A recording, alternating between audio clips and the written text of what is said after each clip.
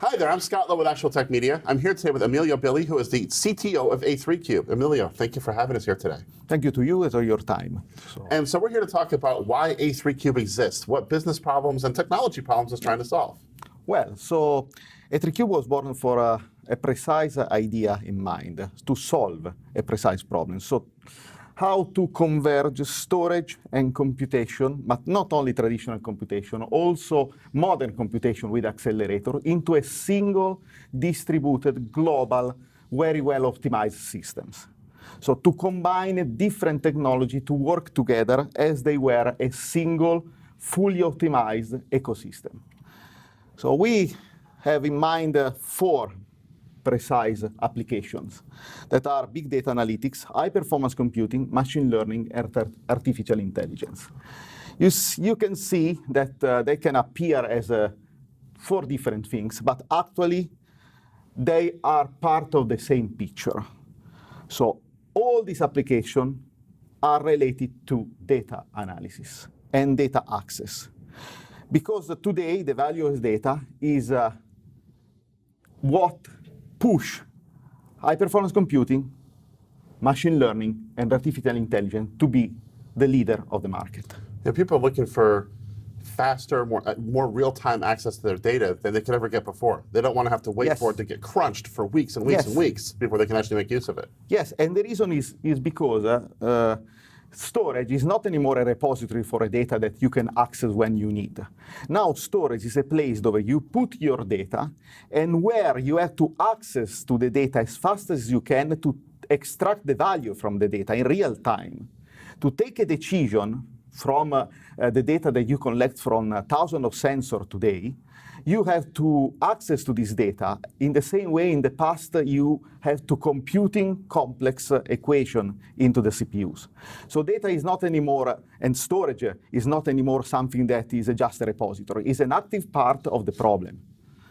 And the reason that we need to invent a new way to approach this problem is that we need a new generation of faster systems that can extract faster and faster and faster data from the repository. So how does an all-flash array not do that?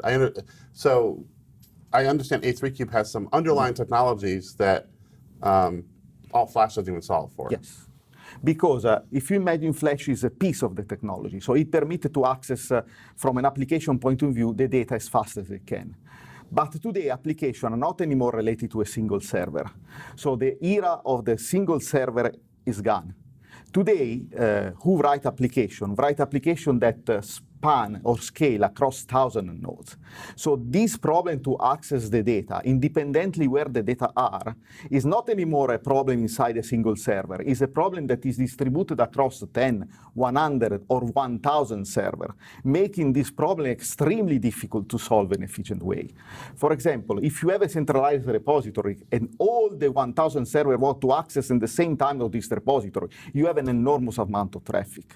On the contrary, if you distribute the storage and the servers are interacting with the storage in different paths, you need to have the minimum difference between the time to access the data from all the different paths. If not, there is not the equilibrium between access time and computational time. Mm-hmm. That's the problem, and where A3Cube entering the market. So a lot of it's latency. Yes. I mean, I wrote a blog post called "This the King of Storage Metrics," and you're solving the latency problem. The key is the latency, because we can define the latency in a very easy way. The latency is the time that you waste to wait for something that needs to happen. So it's the stealth tax that you have to pay every time you do some operation. Higher latency means less operations for time unit. Mm-hmm. And this is the mission of A3Cube. The mission of A3Cube is to create, or better, to enabling the revolution of the big data analytics, machine learning, and artificial intelligence. How? Transforming ordinary server, because we work with ordinary server, we don't want to change the architecture of the server, but transforming standard server into a powerful supercomputer without having the price of a supercomputer, of course. Right. why we need to do that and not to solve the problem from the algorithm point of view. Many people say, no, but we need better algorithm, better way to access the data from the software point of view. This can be true, of course, because if you have better way to access the data, you have benefit. But it's not the solution, because if you look at what high-performance computing, machine learning, deep learning, artificial intelligence, data analytics, and whatever are just applied mathematics. So algorithms that extract value from the data are based on pure mathematics, applied mathematics. So we have thousands of very good mathematicians that can write very astonishing algorithms. But the problem to put this algorithm in place is the computational power and efficiency that you can deliver as a tool. You cannot expect that a mathematician build his own supercomputer. He needs to have something where his algorithm run as fast as can. What we would like to do is to give to them these powerful tools.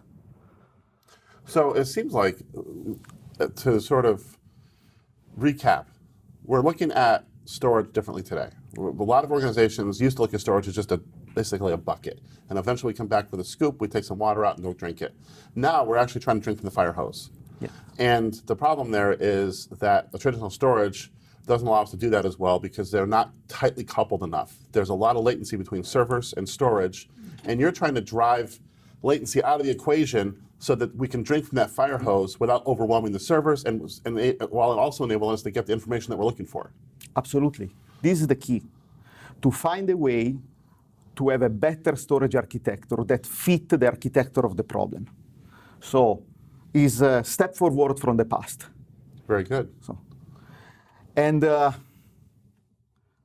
do that, we create a suite, because the problem is not be solved using just one piece. It's like really an ecosystem. So we optimize many different phases in the data access, not only from the point of view of the application, but also from the point of view of hardware. So for example, we combine a very sophisticated RDMA technology to eliminate the latency between the computing and the storage.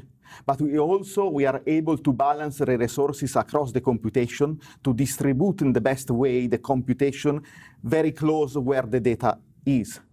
So to eliminate, we can say, the different path across the data and try to homogenize all the architecture. So it's easy to create powerful things if you understand that optimizing the data access and optimize the computing time, you have the best result. Because all the computing in the world is just done by two things: operation over data. You must have the data and you must have the computation. But the computation needs to access the data as fast as it can to perform in the fastest way the operation over the data. If you combine these two things together, you have the fastest computer in the world. You don't need anything else. Very good. Emilio, thank you for being here today and giving us this overview of A3Cube. You are welcome. Thank you.